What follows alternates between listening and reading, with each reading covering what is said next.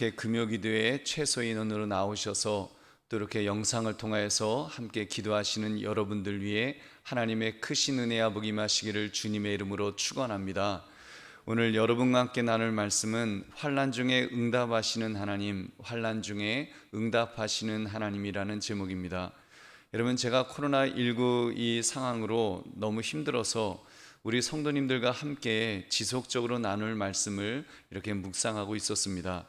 그때 신문기사 하나가 제 눈에 들어왔습니다. 세계적인 복음 전도자 그 빌리그레함 목사님의 손자가 코로나19에 걸려서 병상에서 투병 중이라는 그런 기사였습니다. 그가 투병 중에도 하나님의 놀라운 복음을 전하고 있다면서 시편 이 120편부터 134편까지 이 성전에 올라가는 노래, 즉 굉장히 짧은 내용들이죠. 이 성전에 올라가는 노래를 통해서 큰 은혜를 받고 있다는 그런 간증이었습니다. 죽을 만큼 아픈 중에 위로의 말씀이었다는 그런 내용이죠. 그래서 제가 시편 120편부터 134편의 말씀을 이렇게 다시 읽어보았습니다. 제게도 마치 우리 하나님께서 제게 주시는 말씀처럼 그런 은혜가 있었습니다. 은희라 내가 너의 하나님이란다. 두려워하지 말라. 좌절하지 말라. 내가 너의 하나님이 되어주겠다고 이렇게 말씀해 주시는 것 같았습니다. 그래서 이 말씀을 여러분과 함께 몇 주에 걸쳐서 우리 금요기도 때마다 이렇게 나누고자 합니다. 그러므로 그 첫 시간으로 시편 120편을 통해서 성도가 처한 환경이 너무 열악하고 힘들지라도 환난 중에 응답하시는 하나님이란 제목으로 여러분 은혜를 나누시기를 주님의 이름으로 축원합니다. 오늘 본문을 보시면 시편 기자가 처했었던 너무너무 고통스러운 처지가 나옵니다. 2절을 보니까 여호와여 거짓된 입술과 속이는 혀에서 내 생명을 건져주소서라고 말합니다. 여러분, 대적들의 이 모습이 그 모습을 거짓된 입술과 속이는 혀라고 이렇게 표현하고 있습니다. 거짓된 입술, 속이는 혀, 그 말로 하는 건데 그 내용이 얼마나 악랄하면 사람의 생명을 위태롭게 만들 수가 있을까요? 그래서 내 생명을 건져주소서라고 하는 그 속이는 혀로 인해서 내 생명을 지금 빼앗길 것 같은 그런 고통이 있는데 하나님 여기서 나를 건져달라고 그렇게 그 탄식하고 있겠습니까? 그것도 말입니다. 시편 기자는 싸울 마음이 없는 사람이었습니다. 원래 웃는 얼굴에는 침을 뱉지 못한다는 그런 말도 있지 않습니까? 더구나 화평을 원하는 사람을 그것도 지속적으로 공격한다는 것이 여러분 얼마나 그 악한 그런 모습인지요.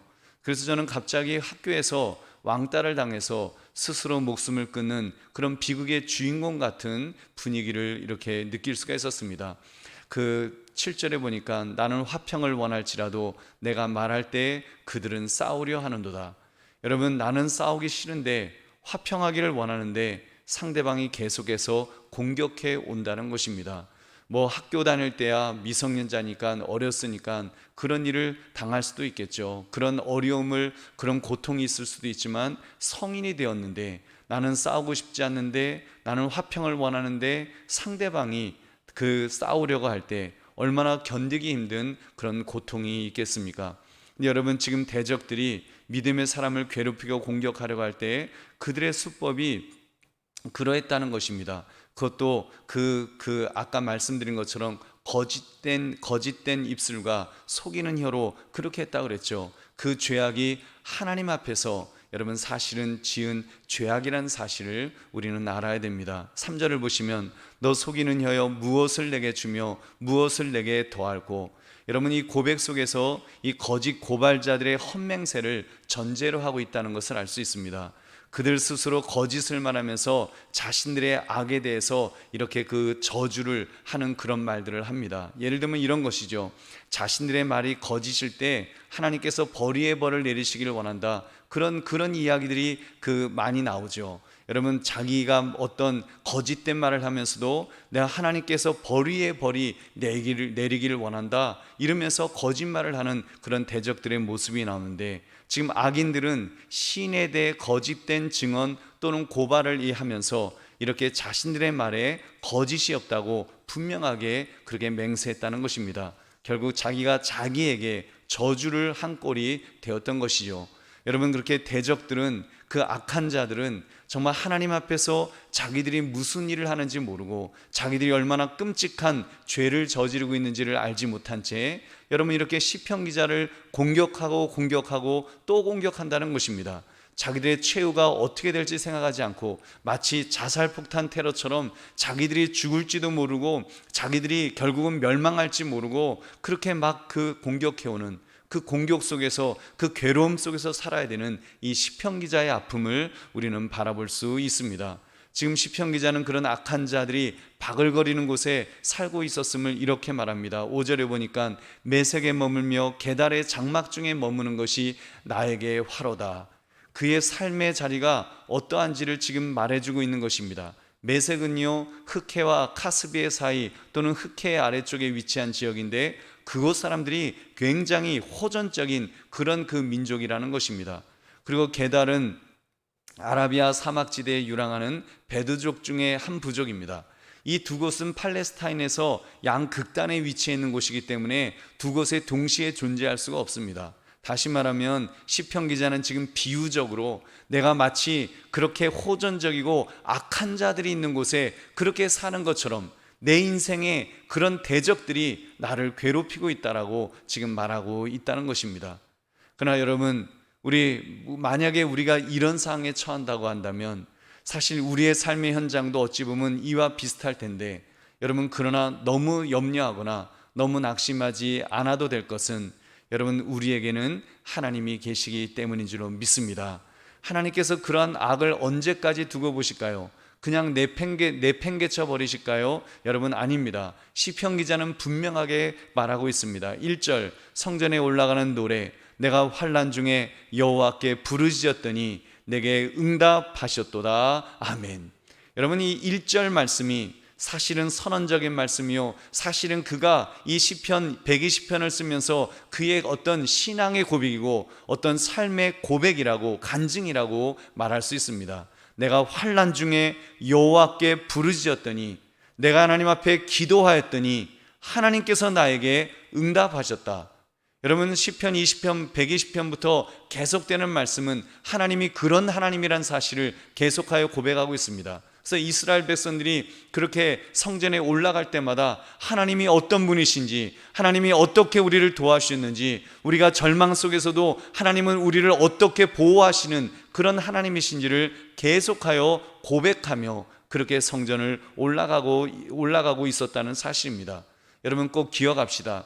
이것은 인간의 싸움에게 앞서서 하나님의 싸움이란 사실을, 우리의 고통과 고난과 때로는 괴로움이 있다 할지라도 여러분, 이 싸움의 진짜 싸움은 하나님의 싸움이라는 것을 꼭 기억하시기 바랍니다. 하나님은 그런 악이 계속되도록 하지 않으실 것입니다. 하나님께서 싸워주실 것입니다. 하나님께서 앞장서 주실 것입니다. 하나님께서 해결해 주시고 책임져 주실 줄 믿으시기 바랍니다.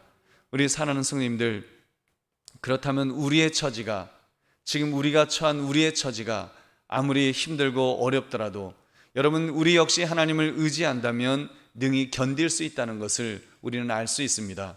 여러분 보십시오. 우리의 삶의 현장이 결코 쉬운 것이 아닙니다.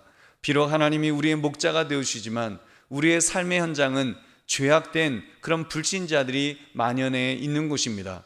하나님의 공의보다는 사단의 죄악이 더 많은 곳이 이 세상이라고 말할 수 있을 것입니다. 우리의 삶의 현장이 그냥 믿는 사람으로만 가득하다면 그래도 좀 낫겠죠. 그래도 하나님의 어떤 원리에 따라서 그래도 세상이 움직여질 테니까요. 근데 그렇지 않아요.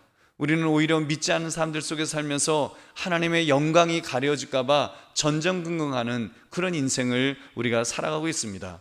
지금 코로나로 우리가 힘든 것도 어찌 보면은 여러분, 감염에 대한 그런 위험도 위험이지만 그보다 더 전전긍긍하는 것은 혹여라도 하나님의 영광이 가려질까 봐 우리는 더 겁이 나고 우리는 더 전전긍긍하는 우리의 모습이 있습니다. 여러분, 때로는 너무 억울해요. 이렇게까지 교회가 그 오해를 이렇게 받아도 되는가? 왜 교회가 마치 그런 감염의 어떤 온상처럼 사람들은 전부 그렇게 교회를 손가락질하고 예수 믿는 사람들 손가락질하는가? 되게 억울한 면도 있어요. 여러분, 그럼에도 불구하고 여러분, 우리가 이 세상에, 이 땅에서 살아가기 때문에 또 그런 불신자들과 함께 살아가는 것을 우리는 인정해야 되기 때문에 우리는 하나님의 영광을 위해서 우리는 때로는 인내하며 참아야 될 줄로 믿습니다. 여러분, 하나님께서 우리에게 힘과 능력을 분명히 주실 줄로 믿습니다. 우리 사랑하는 성도님들, 얼마나 여러분 지쳐 있으십니까? 많이 지치셨죠? 견디기가 힘드시죠? 여러분, 사실 코로나19라는 이 대적 앞에, 이 코로나19라는 이 대적이 이제는 뭐 또 이렇게 변이 바이러스가 나타나서 더 이렇게 그 조여오는 그런 사회적 거리두기를 할 때 얼마나 견디기가 힘드십니까? 여러분, 이 코로나가 우리에게는 깡패입니다. 이 코로나가 우리에게는 폭군입니다. 이 코로나가 우리에게는 우리의 숨통을 죄어오는 그런 치안과 같은 그런 느낌이 있습니다. 근데 문제는 우리는 속수무책으로 당하고 있다는 것입니다. 제대로 일격을 가할 수도 없고 뭐 백신을 맞으면 좀 힘이 생기려나 했는데 그것도 기대했지만 별 효과가 없는 것처럼 그런 느낌을 우리는 받고 있습니다. 여러분, 그러나 분명한 사실은 여러분, 전능하신 하나님, 우리가 하나님 앞에 믿음으로 기도하면 하나님은 우리의 기도를 들으시고 응답하여 주실 줄로 믿습니다. 여러분, 오늘 이 말씀처럼 이 말씀, 내가 환난 중에 여호와께 부르짖었더니 내게 응답하였도다라고 하는 이 시편 기자의 고백이 우리의 고백이 될 수 있는 줄로 믿습니다. 하나님은 분명히 응답하십니다. 하나님의 사람들이 한국교회가 믿음으로 기도하면 하나님은 응답하셔서 우리에게 가장 좋은 것으로 우리에게 응답하시고 함께 하실 줄 여러분 믿으시기 바랍니다. 여러분, 그럼에도 불구하고 또 우리의 삶이 정말 너무 힘들 때가 있습니다. 이거는 관계적인 그런 문제 때문에 여러분 힘들 때가 있어요. 어떤 사람이 우리를 힘들게 하고 또 때로는 어떤 내 삶의 어떤 현장 자체가 너무 힘들고 괴로울 때도 있습니다. 저도 그런 마음이 들 때가 있어요. 어떤 때는 지칠 때가 있어요.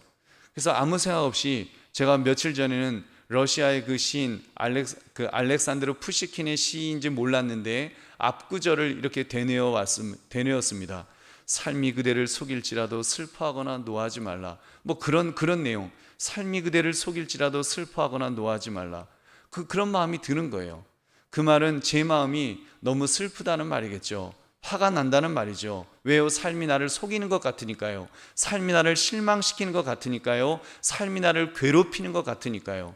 여러분, 포기하고 싶지 않으신가요? 그냥 으악 하면서 소리 한번 지르고 그렇게 다 포기하고 여기서 멈추고 싶은 여러분 그런 충동도 여러분 혹시 느끼지 않으십니까?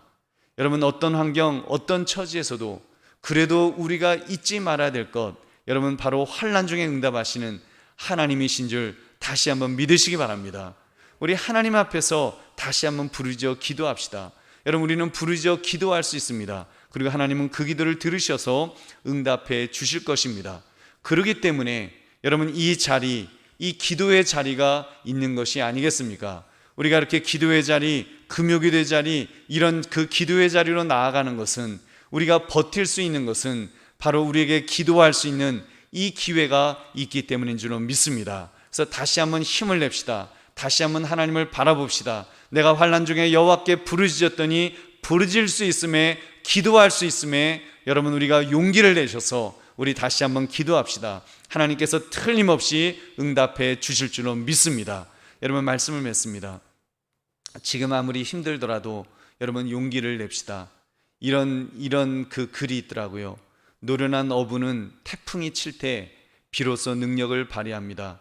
지금 당신의 삶이 힘겹고 고통스러운 것은 당신을 인생의 멋진 주인공을 만들기 위한 어느 분의 섭리 때문입니다. 에델바이스를 보십시오. 이 꽃은 평지가 아닌 고산지대에 뿌리를 내립니다. 추운 겨울 눈 속에서 꽃봉오리를 맺어 칠흑 같은 어둠 속에서 청초한 꽃을 피웁니다. 당신이 지금 느끼는 통증은 진정 필요한 아픔입니다. 용기를 가지세요. 여러분, 이런 글이에요. 그 용기, 하나님이 주시는 용기 말입니다. 오늘 시편 기자의 기도에 응답하셨던 바로 하나님이 주시는 그 용기, 여러분 우리도 그 용기를 가지셔서 환난 중에 응답하시는 하나님이란 이 제목 앞에 우리가 참으로 그 하나님 앞에 기도하심으로 응답받고 힘을 내시는 저와 여러분 되시기를 주님의 이름으로 축원합니다. 우리 함께 기도하겠습니다.